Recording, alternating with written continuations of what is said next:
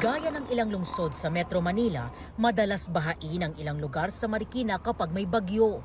Oras kasi na umapaw ang tubig sa Marikina River, babahain na ang mga kalapit barangay nito.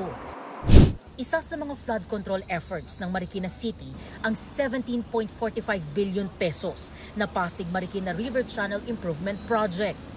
Ayon sa Marikina River Park Authority, nasa 50 to 55 meters ang orihinal na lapad ng Marikina River na magiging 80 to 100 meters kapag natapos ang ginagawang widening.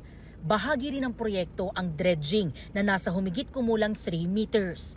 Kapag natapos ang flood control project, halos doble raw ang magiging water capacity ng Marikina River ayon sa Marikina LGU. Hiling ng mga low-lying areas gaya ng Barangay Malanday na pinakamalaki at isa sa mga unang binabaha sa Marikina, agad na matapos ang proyekto para hindi na muling lumubog sa baha ang kanilang lugar.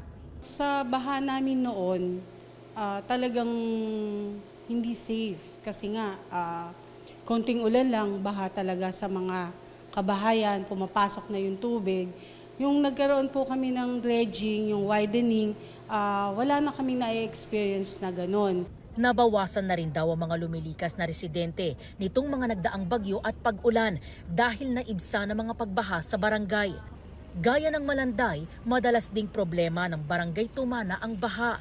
Malaking bahagi kasi ng barangay ang nasa tabi ng Marikina River. Sabi ng Marikina River Park Authority, Setyembre nakaraang taon pa sinimulan ang malawakang dredging at widening ng ilog.